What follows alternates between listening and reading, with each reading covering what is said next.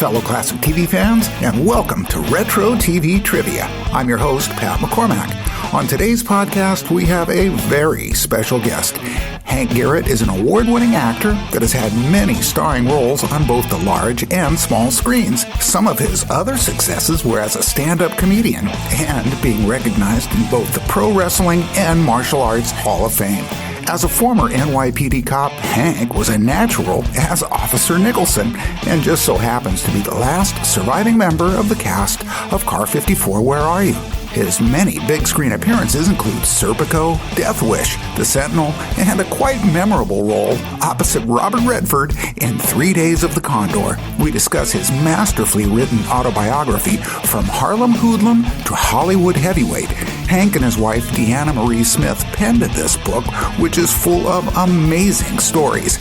I can say amazing because I just read it. Enjoy! Ladies and gentlemen, please welcome to the podcast the iconic Hank Garrett. Hank, how are you? Good, thank you. Thank you so much. Well, it's such a pleasure to have you on the show here, sir. I've been a fan of your work for many moons. Well, wow. Thank you. Thank you. Thank you. It's nice being around many moons. Well, and when we initially talked here, I was like, so who is this 40-year-old man I'm talking on the phone with?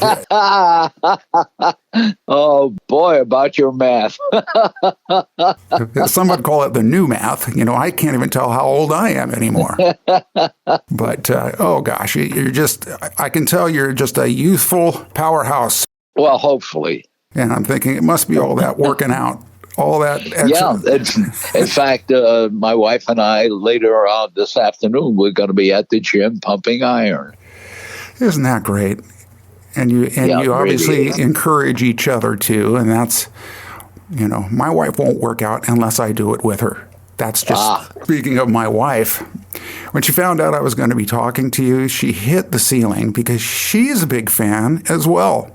And her thing was, did he really have to hit my favorite actor that hard?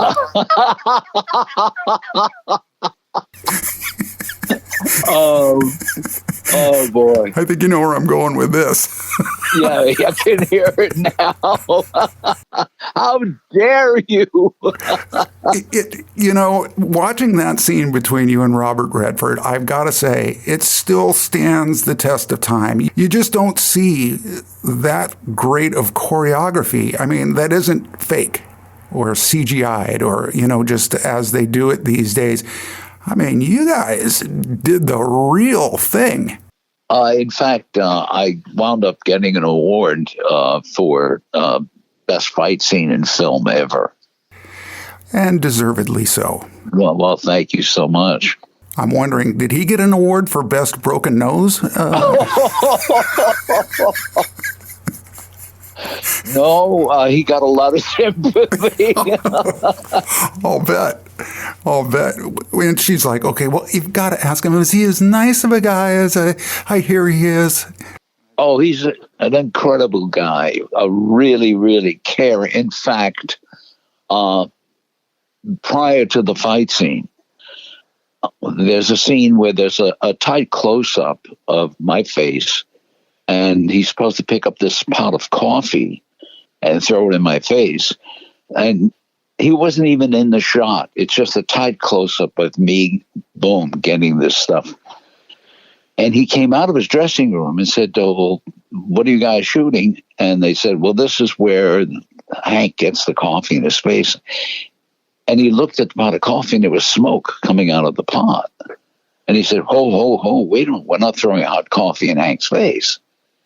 And guy handling special effects said, no, it's not coffee. It's some acid diluted with mineral oil. Oh, my gosh. And Bob said, acid? Wait. No, the guy said, no, Bob, it doesn't burn. He stuck his finger in the solution. And he said, yeah, it doesn't burn. And Bob said, what if you get it in your eyes? And everything came to a complete halt. And he walked over to Sidney Pollack and said, Sidney, can I throw the coffee? He said, yeah, but, you're not even in the shot, Bob. He said, no, let me do it. He pulled me aside and said, Hank, I'm going to hit you waist high with that solution. And just throw your hands in front of your face as though that's where I hit you. Well, we found out later on, if that solution had gotten into my eyes, it would have blinded me. Wow. Exactly. And how do I thank Bob for saving my life and my eyes? I break his nose. Yeah, well, I mean, I said, "Oh dear God!" It's for the movie. It's for the showbiz, folks. If you don't know, by the way, if you don't know which film we're talking about, it's 3 Days of the Condor, a classic. And Hank is just an evil mailman. I funny because when I first saw it, I said, "Well, he's playing a cop again because of the hat." And Car 54. Well, that's kind of where I was going with that. Boy, you're a step ahead of me. You have been all day, I think.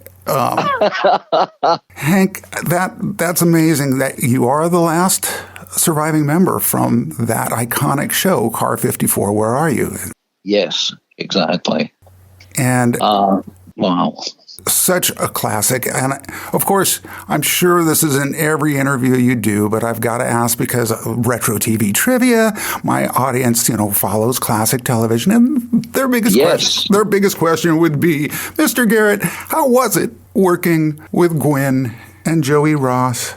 Yeah, it was, looked forward to it every single day.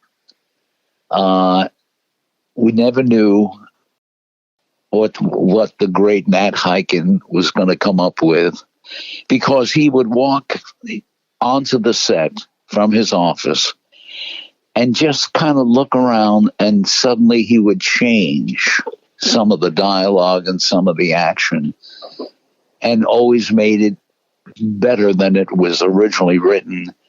And he was a bloody genius. Oh, I was just going to say, would you call Hiken a genius? And you just answered my question.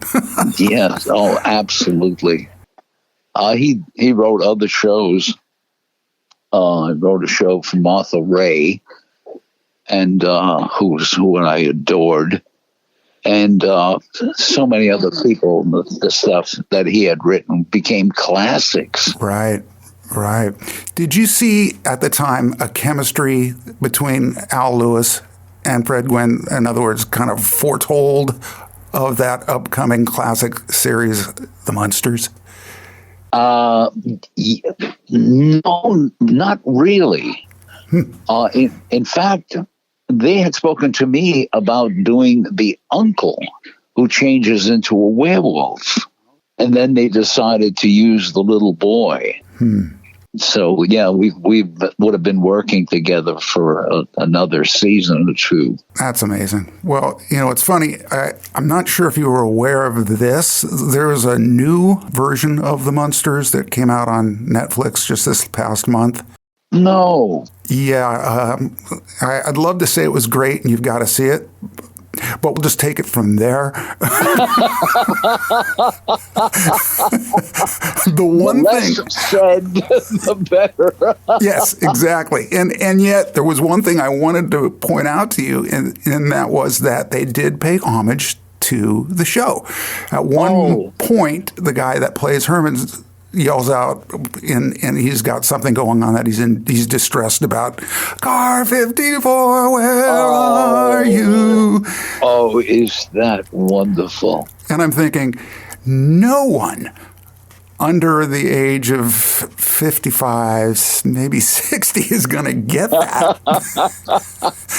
But I'm so glad they did that, because, it really deserved it. It was such a great show, and you were great on it. And I know that was just the tip of the iceberg. It was such fun. I had gotten so many calls from some bodybuilders that said, couldn't you get a larger mirror to check yourself out? Oh, my God. It was the point that changed my life. Wow. I started off, I was a street hoodlum. I lived on the streets in Harlem. And my parents were immigrants from Ukraine, and they sold fruits and vegetables off a push cart. And I was born very late in life to them, and they just didn't have the time. They were working 15, 16 hours just to make enough money to pay the rent. Right. And I was on my own. I slept in cardboard boxes. There was another kid. He had his own apartment. And we learned from some homeless people how to stay warm during the winter. Wow. Yeah, and we stole potatoes from markets, and that's what we lived on. Well, it ties in perfectly with the title of your new book, From Harlem Hoodlum to Hollywood Heavy. Yes. And when you say hoodlum, I mean, that was basically you had to survive. Oh, absolutely. Considering the era, considering the area, but maybe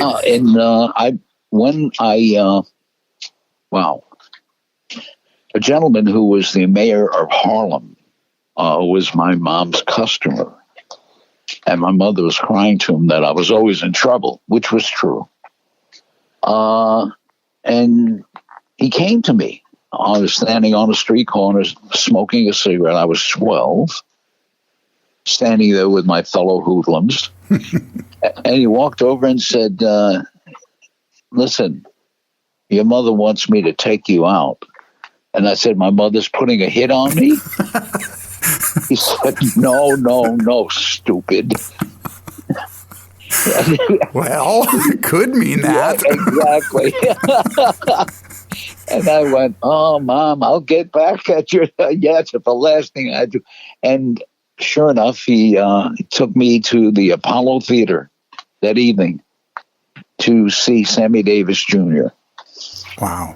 I thought he was taking me to see the show. He took me to see Sam. The person, yes. And we went to the dressing room, and Sam looked at me and said, sit down, man. So you're a tough guy, huh? I said, yeah, I'm tough. I had a 25 caliber pistol in my pocket. 12 years old. Wow. And he said, yeah, tough guys usually wind up with broken bones and scars. You're beyond that, my man. Yeah, you're going to go to prison or you're going to die. And I said, that's it? He said, the way you're going? Yeah, that's it. As he was talking, the gun got heavier and heavier and heavier. I thought it was going to rip right through my pocket. Wow. He wound up getting me a job as a band boy for an all-black orchestra. Right. And I said, what's a band boy? And he said, you put the music out for each one of the musicians. And then at the end of the gig, put everything back into this box. And I said, that's it? He said, and the band was Lucky Millender. Wow. Did the gig at the Hotel Teresa in Harlem. And at the end of the evening, he came to me and said, you did a good job, my man. And he gave me $50. And I said, are you, man, this is 50. He said, yes, I know. Get yourself some new kicks, shoes. My shoes were torn to shreds. In fact, I had a huge rubber band holding the sole of my shoe onto the rest of the shoe. And I bought a pair of Florsheim shoes for $15, gave the $35 to my mom. More money than she had seen in God knows how long. Yeah. That was a lot, too. Yes. Oh, it was a huge amount of money. And it started from there. And I went from one gig to another. And Sam also introduced me to a couple of comedians. And he said, watch these guys. And he got me a job up at the Catskills. And this is the God's honest truth, my right hand to God. 20 some odd years later, I'm opening for Tony Bennett at the Sands. And in the audience, ringside, Frank Sinatra, Dean Martin, Sammy Davis Jr., and Peter Lawford. Frank gave me a standing ovation. Wow. At the end. Yeah, exactly. And I'm in tears. And then Sam, everybody ran back to say, congratulations to Tony, and except Sam. Sam just stood there. He walked over to me and said, "Hey, man, you're a funny cat." I said, "Thank you." He said, "Where do I know you from? You look so familiar." Oh. And I said, I'm the kid that you said is going to go to prison or die." Wow. And he said, "That's you?" Man. Yeah, we hugged and we cried. We stood there holding each other and crying. That's wonderful. Yeah. And, the fact is, he did save your life, but then to see you and not actually realize it during the show, he must have just been astonished to find out that you were the same kid that was absolutely the band boy. Yeah. Yes. Could you hold it down? I got the people here. I was going to say the same thing to this helicopter that's circling my house, but I don't think they're going to hear me. But what a wonderful story. And then, of course, the comedy became your thing. Well, yes. One of your things, one of your many things based off of, I'm looking at your bio, it's like, holy smokes, this guy should write a book. Well, he did, folks. But the first Caucasian comedian to perform at the Apollo. Yes. In fact, when I was introduced and I stepped on stage, my whole neighborhood was there. All the people I knew from Harlem, and there was some guy yelled, "Hey, Hank, how you doing, baby?" I'm doing my act. I said, "Hey, Billy, how you doing?" Now we got a conversation going. I'm talking to all the people that grew up that at the Tirado family, a Puerto Rican family that raised me. They took me off the street into their home, a Mrs. Tirado. So I'm speaking Spanish to her. Some of the other people in the neighborhood responding. Oh, and the manager at the Apollo Theater said, "Hey, man, I've never seen any homecoming like that." Well, I'm sure that worked to your benefit. Yes, it did. It did. Because otherwise I would think it could be kind of a harrowing experience. But, you knew people, and that probably eased it up quite a bit. It sure did. It sure did. I mean, again, the many facets of Hank Garrett are just astonishing to me. The fact that you did get into bodybuilding. Yes. A couple of guys, friends of mine, we chipped in and we bought a barbell set, and we were training up on the roof. And we had a pigeon coop on the roof, and we started working out. That was getting huge. I didn't realize how, because every chance I ran up on the roof and started working out. Yes, well, and there you go. You've got your healthy body, you've got your comedic mind.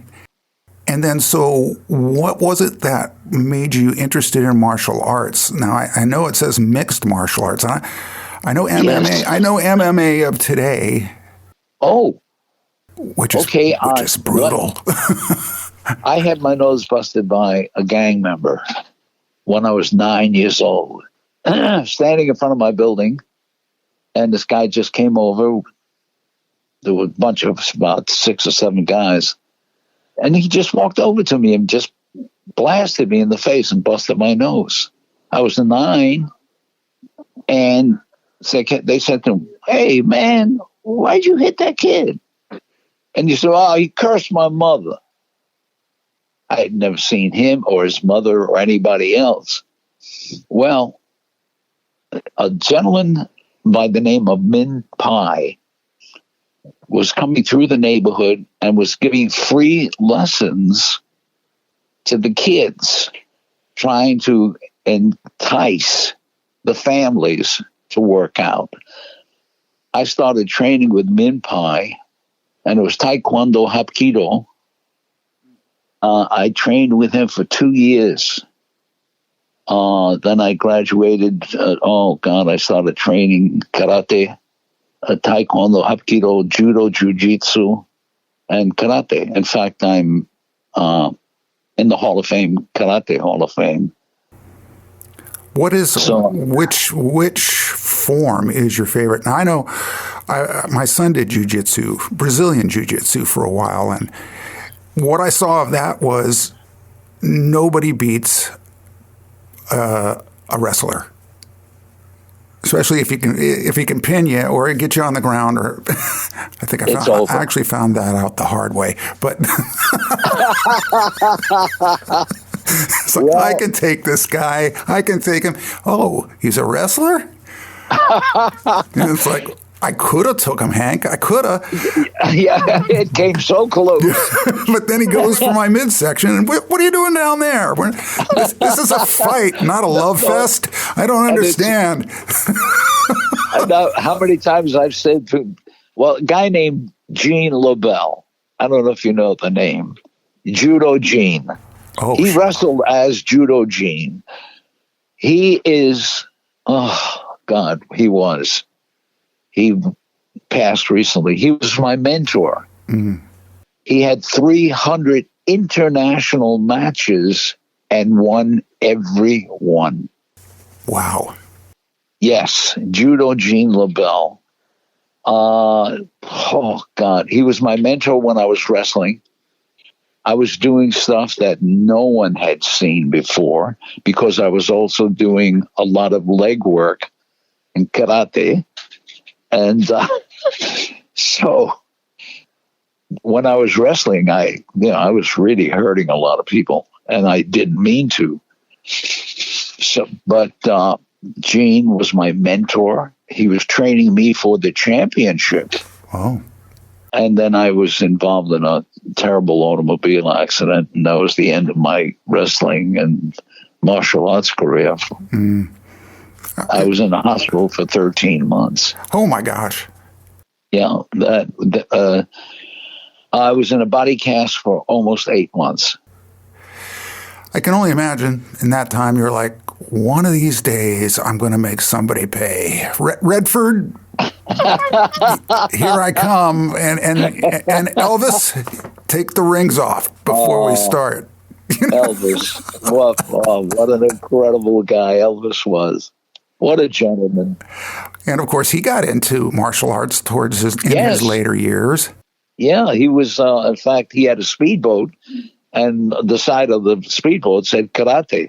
Now, is that how you guys became familiar with each other, or did you just meet in a dark alley behind the Sands? And Well, I was at the Sands, and a friend of mine was opening for Elvis at another club, and I got a call from a guy named Red, and he said, "Sir, this is Red, and I'm with Elvis Presley." And I went, "Yeah, right." He said, "Would you do Elvis the honor of sparring with him?" I said, "You want me to do Elvis the honor?" I said, "Okay, I'll give the kid a break." You better not say anything about your mother, but other than that. Well, Elvis rented a hall at the Sands, and I'm there in my $1.95 gi, and Elvis shows up with his $25,000 gi. Sequins and all. Exactly, fringes and spangles. And I'm looking at the shredded gi that I'm wearing. And he walked, and he came over and he said, "Sensei." I said, "You don't refer to me as Sensei because we're both of equal rank." He said, "Oh, okay, Sensei." He said, "Can I ask a favor?" And I said, "Sure." He said, "Please don't hit me in the face if you can avoid it. He says, because I've got a show to do tonight. And I said to Elvis, Elvis, don't hit me in my face because I too have a show to do tonight. He says to me, Sensei, if I hit you in the face, it would be an improvement. And I said, you know I'm going to kill you. Yeah, I was going to say, that's how you start something. Exactly. Begin with the insults, but don't be hitting me in the face. It's body shots only. Exactly.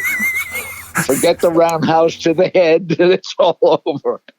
So we sparred, and he was terrific. He was wonderful. Oh. And we became friends at that particular point, but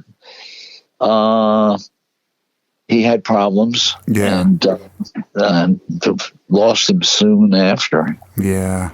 It's too bad. He couldn't have immersed himself more into the martial arts and just, the release and the all the benefits that you absolutely do get from it, Again, that's why I watch mixed martial arts these days, and I'm thinking, where's the art in that? I mean, I guess, they called it martial arts, but I know. That's just street fighting. Yes, exactly. With kicks allowed. And so, Hank, the great thing about what you've been through and what you've done is that you help out, you give back. Yes, in fact, we have something we started called Hankster's Kids. And what we're trying to do is establish a place to get the kids off the street. Mm-hmm. Come to us. If you're hungry, I'll feed you. Get off the street. The street is not going to do, all it's going to do is challenge you to let you know that you have to go and show others how tough you are. We know you're tough. You have nothing to prove. I just want you guys to come in, play games. We'll set all kinds of games for you to take part in. We'll help you with homework. We'll help you with anything, any problem you have. We'll do our damnedest. But just come off the street, man. Well, bless you, Mr. Garrett, because obviously I think you've saved a lot of lives. We're hoping, yes. In fact, I go to prisons where there are children that are waiting incarceration or waiting trial. And they're from 11 to 17. Kids, babies. Right. And I get up and talk to them. And I tell them, I was there. Where you're sitting, man, I was there. And they look at me and they're saying, oh, you man, well, come on. And we'll start talking about experiences and to see the changes. I've gotten letters from these kids. And boy, I'm going to start tearing up soon. You got me going already. Oh, man. I truly tell them, I said, you know something, Sammy Davis Jr. was my angel. And the kids wrote, Sammy Davis was your angel. Mr. Garrett, you're our angel. Whoa. And that wiped me out. Oh, that's it. Whoa. Now I'm going to have to struggle to get through this interview.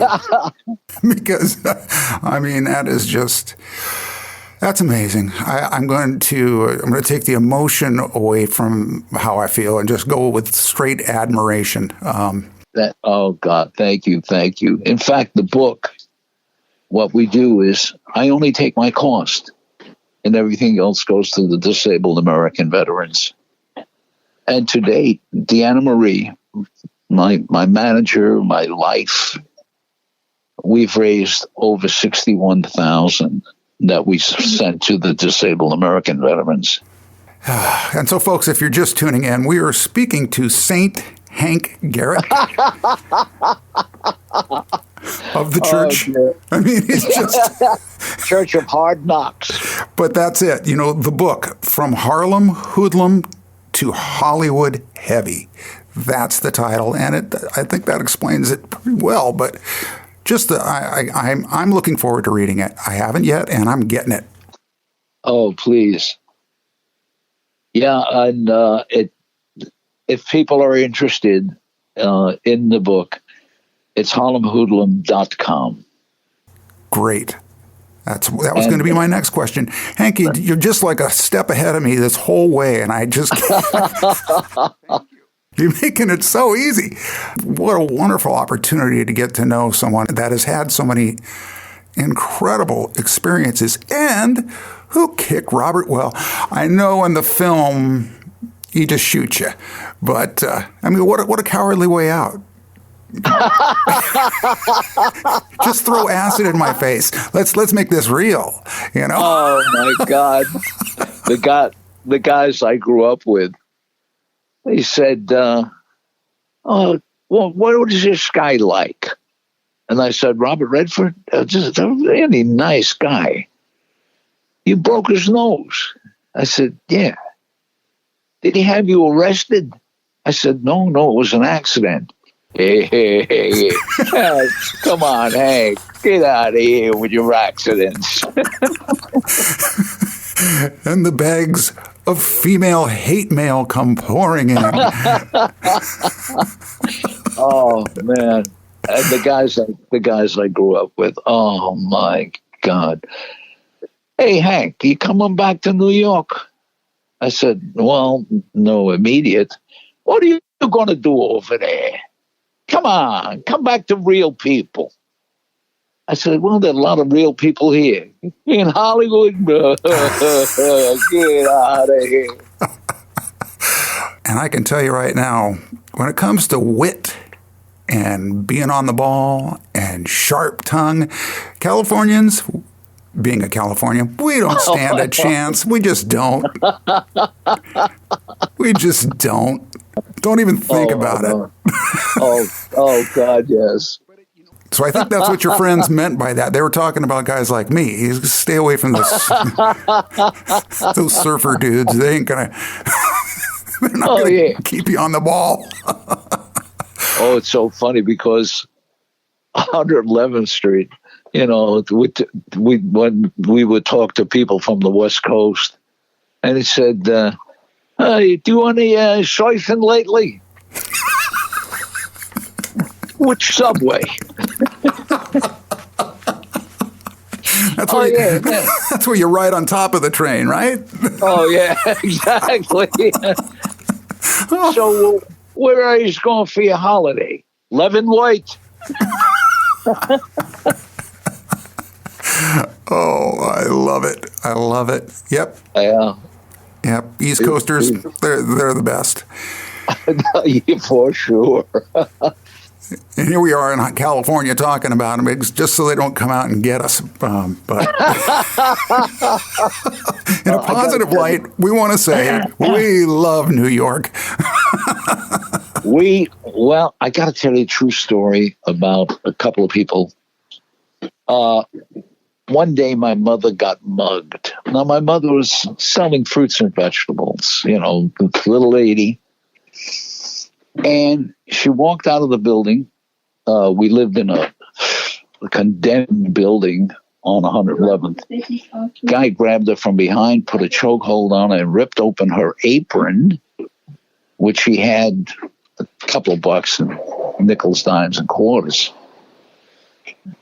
She went back to a pushcart, and one of the guys, one of the local, saw my mother and said, "Mom, what happened? Well, you got a big bump on your head." And she said, his name was Sonny. I won't mention the last name. She said, "Sonny, a guy grabbed me and he ripped open the apron and he took my money." He said, "What did he look like, Ma?" Well, they went through the neighborhood, Sonny and his cohorts, asking if anybody had come into one of the stores to exchange the change for dollar bills. Amazing to think that way. Oh, and sure enough, guy came into the local candy store and had a handful of nickels, dimes, and quarters. And they told Sonny what this guy looked like. They found him. Now Sonny comes over to my mother, and he's got a roll of bills. And he says, "Ma, we found the guy, and he apologizes, and he sends this to you." And she said, "But Sonny, I only had about $6. And he says, "Well, yeah, don't worry about it." So he hands my mother, and he gives her a watch. A man's watch. Now, my mother couldn't read or write, so she couldn't tell time. I come home from school, I see my mother. She's got a Band-Aid on her forehead. And I said, "Ma, what happened?" She said, and she tells me, and she says, "And Sonny said, this is my watch." She says, "Sonny said, I always had it." I said, "You did? What time is it, Mom?" She said, "Oh, it stopped." Because she couldn't read or write, she couldn't tell time. And she's slapping the watch saying, "Oh, look at this, it doesn't work." But Sonny went out with all the guys, different cars, all the merchants asking anybody trying to change some coins for bills. I found the guy. So Sonny would have made a great detective, is what you're saying. Oh, absolutely. I won't ask how Sonny ended up, but boy, oh boy, that's an amazing story. Yeah. Oh yeah. That's the kind of life I led until I came to California, and it all changed for me. Right, and then next thing you know, you're dating starlets. I mean, that's your life, and yet you're going out with, oh my God, Audrey Hepburn. Now wait a minute, Hank. We got to touch on that. We got to touch on that just once. I was wrestling at the time.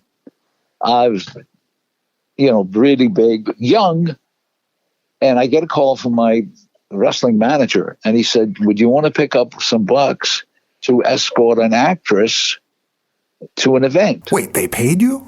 No. I'm going to tell you what I said to him.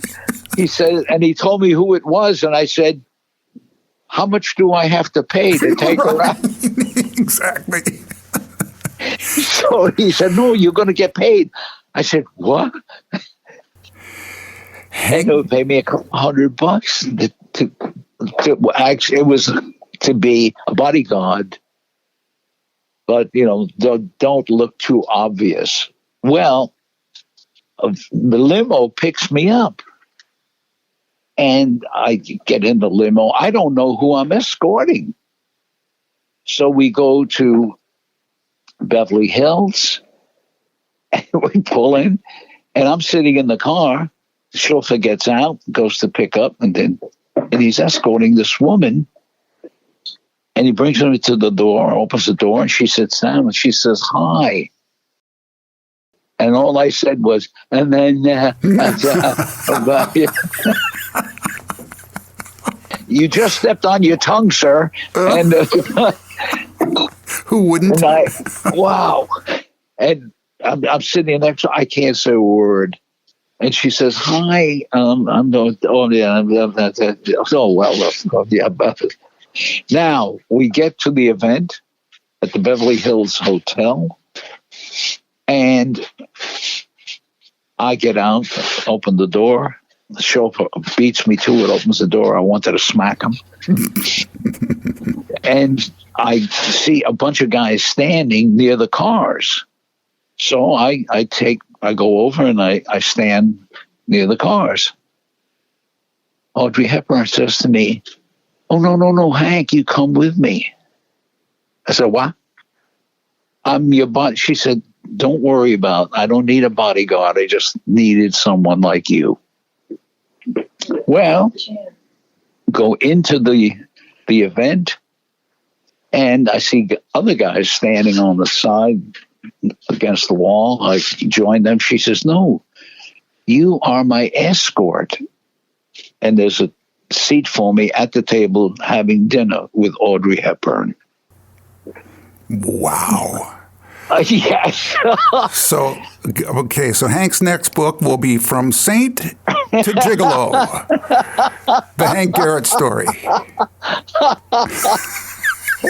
Thank you. Hoodlum to Saint to Gigolo. That's it. Oh, my God. I'm telling you, when the guy drove her home, she thanked me, and she leaned over and pressed her cheek against my face. And she walked away. She was the most charming lady. And when the guy drove me home, he says, "Mr. Garrett, you never stop smiling." From the moment Audrey Hepburn stepped into the car to the moment I took her home, you had this massive smile on your face. But are you breathing? Because all I kept sitting there with this huge smile on my face. Oh, my God. That probably bruised your face more than the martial arts. Exactly. Oh, what an amazing story. Well, I want to thank you, Hank, and it's just been a wonderful conversation. What I was going to say was, when we first started talking, you said Pat McCormick. Well, okay, so I'll fess up right now, Hank. It's McCormack. I'm one of those. I got the ACK at the end instead of the ICK. You know, are you Irish or Scottish? What is it? What is it? I think it's a perfect mixture, but of course, people, you know, when they hear my name, they think of a very dear friend of yours, or who was a very dear friend. God, yes. Yes, he was. He was. In fact, he was a huge guy and with a massive sense of humor. And he talked, at one point, somebody said to him, what do you do for a living? And they didn't know who he was. And he said, well, in the summer, I sell shade. Perfect. A huge guy. And, oh, God, the things he did. Oh, my God. Oh, yeah. I can't even repeat some of the things. The one that comes to mind is him running naked across the Tonight Show set. I think that... Oh, God, yes. And Carson almost committed suicide. He said, was that Pat McCormick? And he said, who else would do right. that? Exactly. Oh, my gosh. Well, again, a comedic genius. And yes, that's great. So you guys had a good friendship. Absolutely. Absolutely. Oh, that's wonderful. That's wonderful. Well, I wanted to touch on that because I wanted to just... Yeah, it's McCormack. I'm sorry. It should be McCormick, but okay. That's what everybody says, so I just go with it. But what a great conversation, and thanks again for joining me. This has been awesome. My pleasure. Thank you so very much for having me on your show. I appreciate that, and we're going to look for... I'm going to read the book, folks, and so are you. And the proceeds go to a good cause, as we've discussed. Yes. Disabled American veterans. And what's the it's HollywoodHoodlum.com? HollywoodHoodlum.com. Great. That's where you can find it, folks. Thank you. You've been listening to Retro TV Trivia and the amazing Saintly Gigolo beater-upper of the Robert Redford and Elvis Presley. And I think maybe the only person that really did know where Car 54 was the whole time. Hank Garrett. Oh, thank you, Pat. Thank you, sir. There you have it, another Retro TV Trivia in the books. Be sure to check out HarlemHoodlum.com and order his book, From Harlem Hoodlum to Hollywood Heavyweight. It would make a great gift for anyone who loves fascinating, non-fictional stories. I'll leave the links to this and all the different ways you can find and follow Hank Garrett on social media. If you haven't already, please subscribe to this podcast and leave me a positive rating and review. You'll also see links to all my social media accounts, and I would of course appreciate your follows there. I'm your host, Pat McCormack, from the Golden Rage of TV, and thanks for listening to Retro TV Trivia.